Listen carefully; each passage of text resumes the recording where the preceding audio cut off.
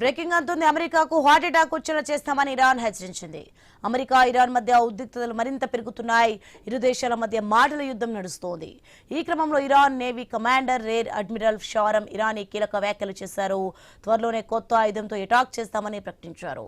ఆ ఆయుధం అమెరికాను తీవ్రంగా భయపెడుతుందని హెచ్చరించారు. దిగ్బంధనాన్ని ఎత్తివేస్తేనే హర్ముజ్ను చేరుస్తామన్న ఇరాన్ చేసిన ప్రతిపాదనలను అమెరికా అధ్యక్షుడు ట్రంప్ తిరస్కరించారు. ఈ క్రమంలో ఇరాన్ నుంచి స్ట్రాంగ్ రియాక్షన్ వచ్చింది. ఆయుధం ఏంటి అనే విషయాన్ని మాత్రం స్పష్టం చేయలేదు. ఇక హర్ముజ్ను దిగ్బంధించి తమను ఆర్థికంగా దెబ్బతీయాలని అమెరికా ప్రయత్నాలు చేస్తోందని ఇరాన్ భావిస్తోంది. అమెరికాకు చెందిన విమాన వాహక నౌక యుఎస్ఎస్ అబ్రహాం లింకన్ పై తమ దళాలు 7 క్షిపణులతో దాడి చేశాయని షారం ఇరానీ వెల్లడించారు. అది కొన్ని రోజులు కార్యకలాపాలు నిర్వహించలేకపోయినందున అమెరికా దిగ్బంధనం ఉన్నప్పటికీ నౌకలు కొన్ని తమ పోర్టుల నుంచి వెళ్తున్నాయన్నారు. మరికొన్ని వాటి గమ్యస్థానాలకు చేరుకుంటున్నాయని వెల్లడించారు. యుద్ధంలో ప్రాణాలు కోల్పోయిన ఇరాన్ ప్రజల కోసం పోరాడి ప్రతీకారం తీర్చుకుంటామని స్పష్టం చేశారు.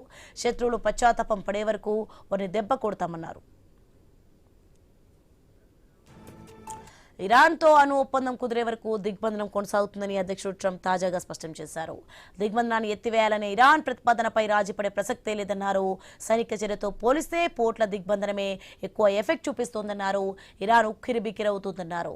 రానున్న రోజుల్లో పరిస్థితి మరింత దారుణంగా ఉంటుందని ట్రంప్ హెచ్చరించారు. ఇరాన్ తీవ్ర ఒత్తిడిలో ఉందన్నారు. చర్చలకు వచ్చేందుకు సముఖత వ్యక్తం చేసిందన్నారు. ఇక యుద్ధం ముగించాలని వారు కోరుకుంటున్నారని తెలిపారు.